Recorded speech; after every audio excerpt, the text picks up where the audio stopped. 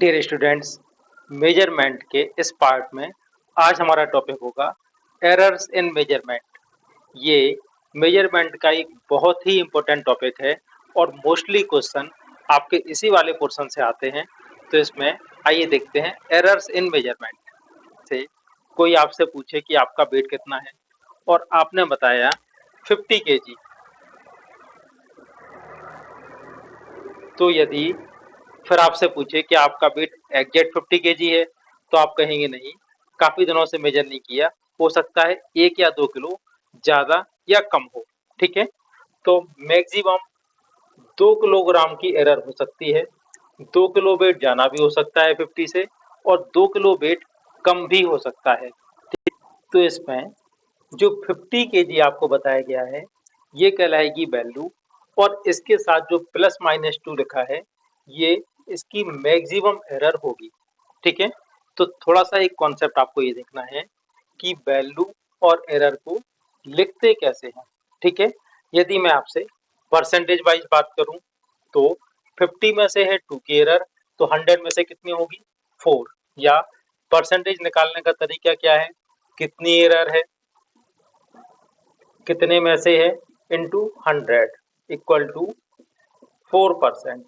ठीक है ना, तो ये बात क्लियर समझ में आ रही है कि नहीं आ रही। अब आप ये देखिए,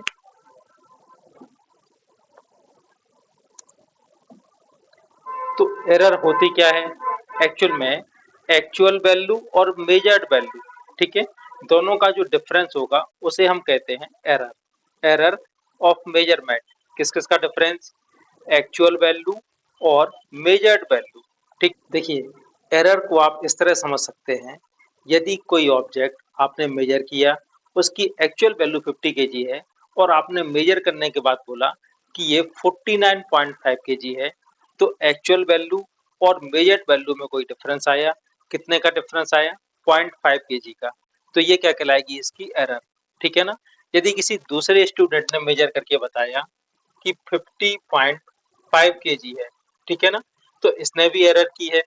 ठीक है, वैल्यू ज्यादा हो एक्चुअल से या कम हो, दोनों को कहते हैं एरर। ठीक है ना, तो दोनों केस में एरर कितने की होगी 0.5 केजी। देखते हैं टाइप्स ऑफ एरर। आपको बहुत सारी बुक्स में इसके टाइप अलग अलग मिलेंगे, तो इसमें बहुत ज्यादा कंफ्यूज होने वाली बात नहीं है। ठीक है, हर बुक का लगभग ठीक होता है, उसी टाइप से दिया रहता है, केवल लैंग्वेज का फर्क होता है। तो एरर को मेनली हम 3 पार्ट में क्लासिफाइड करते हैं। सबसे पहला है सिस्टमेटिक एरर, सेकंड है रैंडम एरर और थर्ड है ग्रॉस एरर। ठीक है, तो आप ये देखिए सिस्टमेटिक एरर क्या होती है।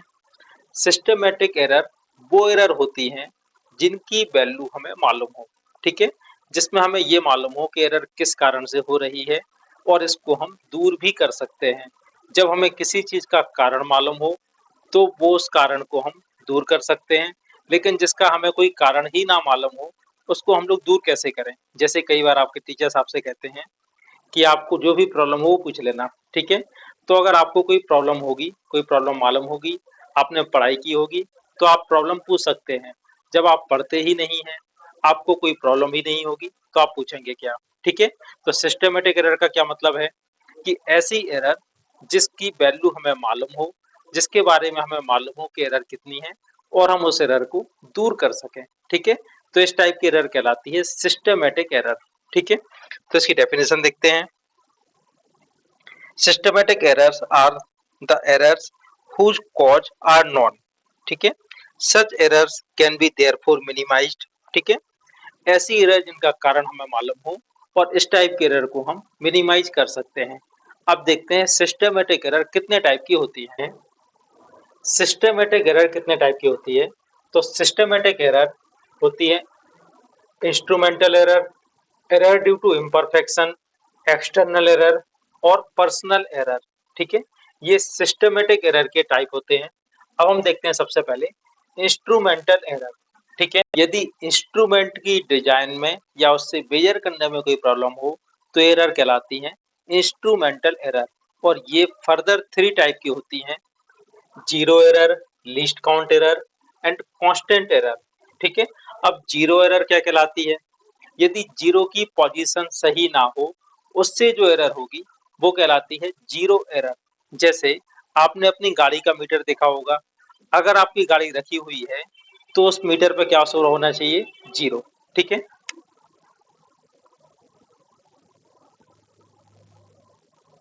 इसकी रीडिंग क्या होनी चाहिए? जीरो। लेकिन आपने कभी कभी देखा होगा किसी स्टूडेंट की गाड़ी ऐसी होती है कि गाड़ी रखी है, फिर भी गाड़ी हो सकता है 10 पे चल रही हो। ठीक है ना? तो रखी हुई गाड़ी कैसे चल सकती है? उसका पॉइंटर 10 शो कर रहा हो, तो उसमें जीरो की एक वैल्यू डिस्टर्ब है। ठीक है ना? जब आप उसको 10 पे चलाएंगे तो वो 20 बताएगा, 20 पे चलाएंगे तो वो 30 बताएगा। ठीक है ना? तो जीरो की पोजीशन में यदि कोई एरर हो तो ये कहलाता है जीरो एरर। ठीक है ना? लेकिन मेनली हम लोग यहाँ पर जीरो एरर को यूज करते हैं वर्नियर कैलिपर्स और स्क्रू गेज के लिए। ठीक है ना? तो अभी ये इंस्ट्रूमेंट के बारे में आगे डिस्कस करेंगे, किस तरह की एरर होती है। एक्चुअल में वर्नियर कैलिपर्स और स्क्रू गेज में दो तरह के स्केल होते हैं। ठीक है, एक होता है मैन स्केल और दूसरा होता है वर्नियर स्केल। और जब हम इन इंस्ट्रूमेंट से किसी भी ऑब्जेक्ट को मेजर ना करें तो दोनों जीरो को कॉन्साइड करना चाहिए, मैन स्केल का जीरो और वर्नियर स्केल का जीरो। यदि ये दोनों आपस में कॉन्साइड नहीं करते हैं तो ये एरर कहलाती है जीरो एरर। ठीक है, किराने की दुकान पर कोई सामान को लेने जाते हैं तो आजकल डिजिटल वाले इंस्ट्रूमेंट होते हैं तौलने के लिए। और कोई भी सामान जब आप तौलते हैं तो उसको सबसे पहले जीरो पर सेट किया जाता है। ठीक है ना? यदि जीरो पर सेट ना किया जाए और सामान को तौल दिया जाए तो ये कहलाएगी जीरो एरर। ठीक है, उस इसके बाद देखते हैं लीस्ट काउंट एरर। ठीक है, तो पहले हमें समझना होगा लीस्ट काउंट क्या होता है। लीस्ट काउंट का मतलब है किसी भी इंस्ट्रूमेंट से जो सबसे छोटी वैल्यू को आप मेजर कर सकते हैं वो कहलाता है उसका लीस्ट काउंट। ठीक है, जैसे आपके मोबाइल में घड़ी है, ठीक है ना, और उसमें टाइम कैसे चलता है? 1:02, अगला टाइम उसमें आएगा 1:03, 1:04। ठीक है, तो इसमें एक एक मिनट के इंटरवल से टाइम आगे बढ़ रहा है, तो इसका लीस्ट काउंट क्या होगा? 1 मिनट। यदि किसी घड़ी में सेकंड भी चलते हों, ठीक है,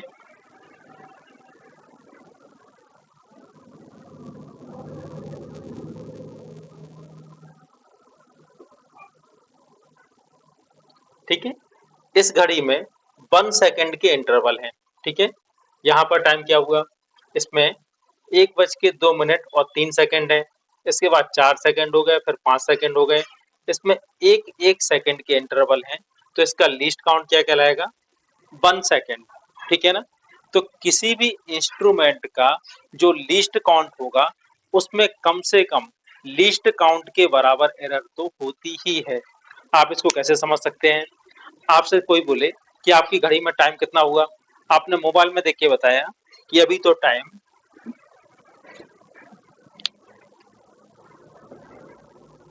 2:03 है। ठीक है ना? फिर उसने आपसे आपका नाम पूछा, आपने अपना नाम बता दिया, कहाँ रहते हो, कौन सी क्लास में पढ़ते हो, ये सब बताने के बाद आपसे फिर से पूछा जाए कि टाइम देखो अब, तो आप कहोगे टाइम तो अभी भी 2:03 है।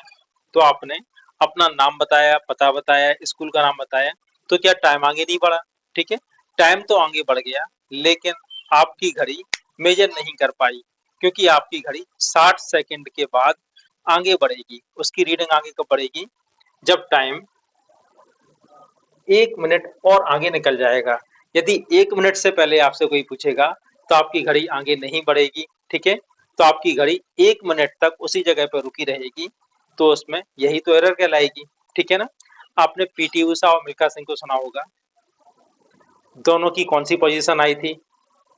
ओलंपिक में दोनों की फोर्थ पोजीशन थी। और ये लोग 1 सेकंड के 10th पार्ट, ठीक है, 0.1 सेकंड से भी कम टाइम से कांस्य पदक से चूक गए थे। ठीक है, वरना इनको ब्रॉन्ज मेडल मिल जाता। ठीक है, तो इतना कम टाइम से ये चूक गए थे। तो इतना कम टाइम मेजर करने के लिए भी हमारे पास कोई घड़ी होनी चाहिए। ठीक है, यदि आप लोग जो घड़ी यूज करते हो जिसमें एक एक मिनट के इंटरवल या एक एक सेकंड के इंटरवल आते हैं, तो इस तरह का इतना छोटा टाइम तो कभी मेजर कर ही नहीं पाते, ठीक है ना। तो किसी भी इंस्ट्रूमेंट का जो लीस्ट काउंट है उससे मेजर करने में उतनी गलती तो होती ही है, इसे कहते हैं कांस्टेंट एरर, ठीक है ना। ये कौन सी एरर होती है, ये भी इंस्ट्रूमेंट एरर का पार्ट है, और ये किसके कारण होती है, due to wrong calibration of instrument, ठीक है ना। तो अगर इंस्ट्रूमेंट ही आपका फाल्टी हो या उसमें जो मार्किंग है मार्किंग ही गलत हो, तो आप कितनी बार भी मेजर कर लो उससे कभी भी सही वैल्यू नहीं आएगी, चाहे आप कितनी भी रीडिंग ले लो, ठीक है ना। तो इस तरह की एरर कहलाती है कांस्टेंट एरर। अगर आपने सारे फैक्टर को कंसीडर नहीं करते हुए आपने रीडिंग ली है, तो उससे जो एरर होगी वो कहलाएगी एरर ड्यू टू इम्परफेक्शन। जैसे सिंपल पेंडुलम है, सिंपल पेंडुलम को आप ऑसिलेट कराते हो और इसके ऑसिलेशन का टाइम नोट करते हो, तो यहाँ पर हम लोग एयर के फ्रैक्शन को नेग्लेक्ट कर देते हैं, और इसकी वजह से जो एरर हो सकती है वो क्या कहलाएगी, एरर ड्यू टू इम्परफेक्शन। इसके बाद आती है एक्सटर्नल एरर, ठीक है। एक्सटर्नल इफेक्ट जैसे टेम्परेचर, प्रेशर, विंड, ठीक है, इन सब के कारण यदि कोई एरर होती है तो वो एरर कहलाती है एक्सटर्नल एरर। इसके बाद आती है पर्सनल एरर, ठीक है। Error due to carelessness of observer. यदि ऑब्जर्वर ऑब्जर्वेशन लेने में केयरलेसनेस करेगा, केयरलेस होगा, तो इससे जो एरर होगी वो कहलाएगी पर्सनल एरर। जैसे मैं आपसे बोलूं कि यहाँ पर एक यहाँ से यहाँ तक मार्क लगा दिया, और आपको इस स्केल से, इसको आप स्केल कंसीडर कीजिएगा, इससे आपको यहाँ से यहाँ तक मेजर करना है कि कितने बार है।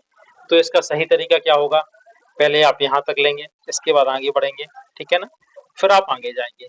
लेकिन यदि कोई पर्सन इसको इस तरह से मेजर करता है, ठीक है ना, तो इससे क्या होगी, ये इसकी पर्सनल केयरलेसनेस होगी, और इससे जो एरर होगी उसे हम कहते हैं पर्सनल एरर, ठीक है। उसके बाद आती है रैंडम एरर, ठीक है।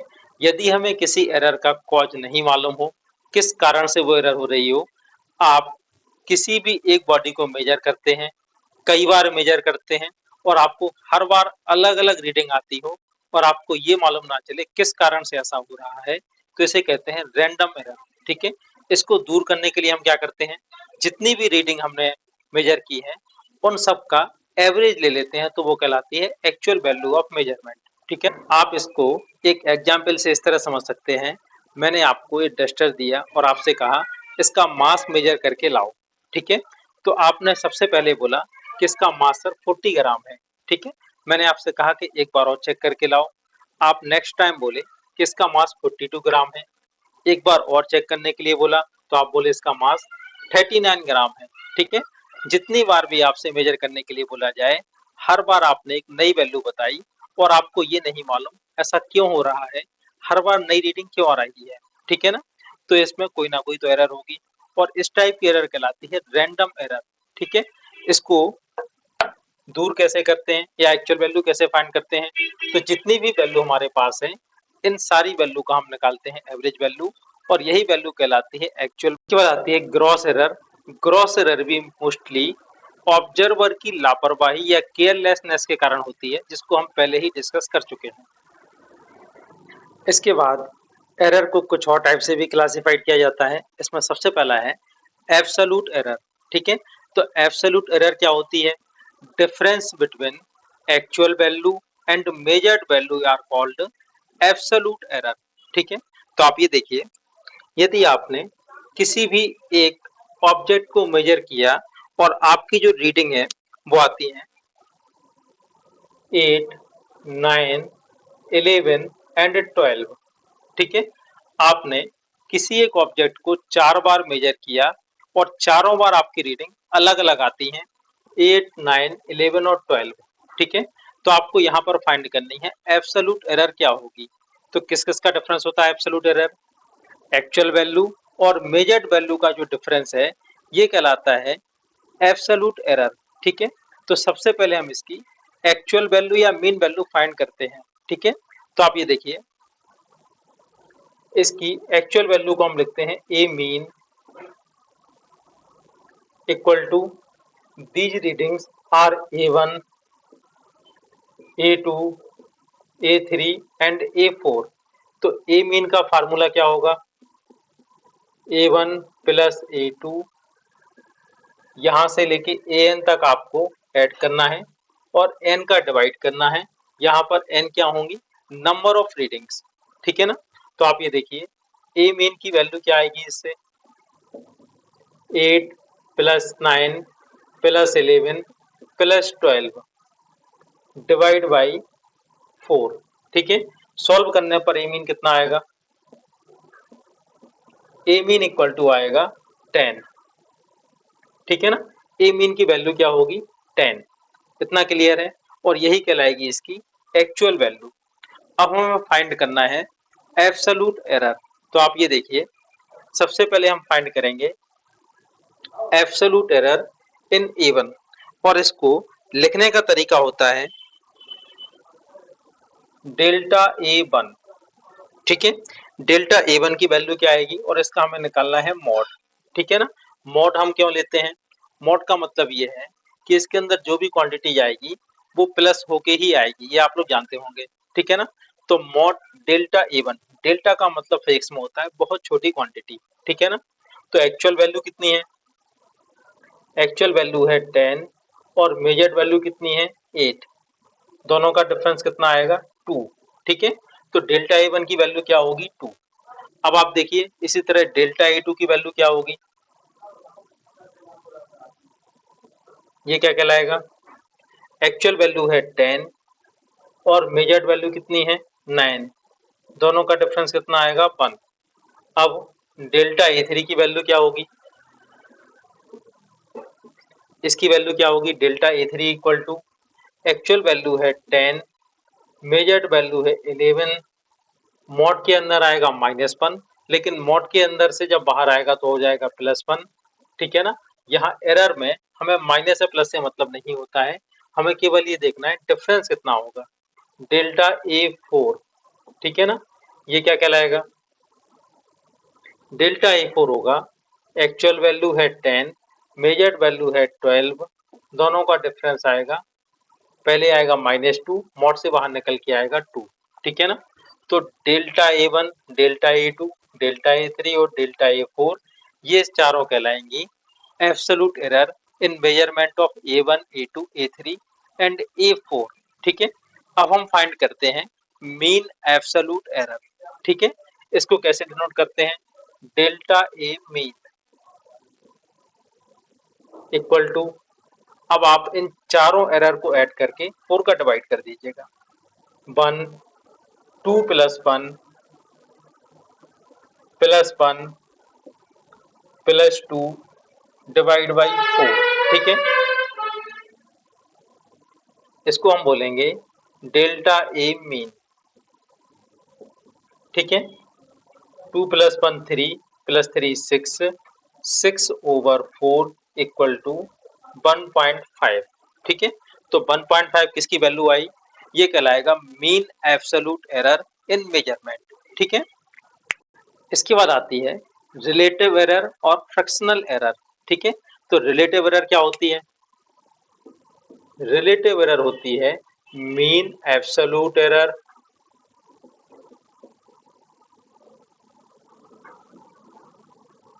ओवर एक्चुअल वैल्यू और मीन वैल्यू ऑफ मेजरमेंट, ठीक है। तो अभी हम जो क्वेश्चन कर रहे थे उसमें रिलेटिव एरर क्या होगी, ठीक है। तो हमारी मीन एब्सोल्यूट एरर क्या आई थी? 1.5 और मीन वैल्यू ऑफ मेजरमेंट क्या थी? 10, ठीक है ना। इससे क्या आएगा? 0.15, ये कहलाएगी रिलेटिव एरर। तो रिलेटिव एरर को डिफाइन कैसे कर सकते हैं? It is the ratio of mean absolute error to mean value of measurement, ठीक है।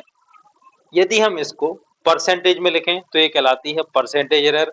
तो रिलेटिव एरर में यदि हम 100 का मल्टीप्लाई कर दें तो ये कहलाती है percentage error.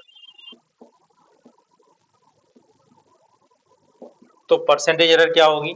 Relative error multiply by 100, तो 0.15 इंटू 100 इक्वल टू 15%, ठीक है। तो इस क्वेश्चन में ये 15% हमारी एरर। जनरली इस टाइप के क्वेश्चन आईआईटी और नीट में बहुत कम आते हैं। 11th क्लास में इस तरह के क्वेश्चन पूछे जाते हैं, लेकिन फिर भी 2 साल पहले आईआईटी में इस तरह का एक क्वेश्चन आ चुका है। ठीक है, तो हम किसी भी पोर्शन को छोड़ के नहीं चल सकते हैं। ये बहुत ही सिंपल है, तो इसको पढ़ने में कोई दिक्कत नहीं होनी चाहिए। इसके नेक्स्ट पार्ट में अब हम देखेंगे कॉम्बिनेशन ऑफ एरर, जो कि बहुत ही इंटरेस्टिंग है और उससे क्वेश्चन के आने की पॉसिबिलिटी भी बहुत ज़्यादा होती है।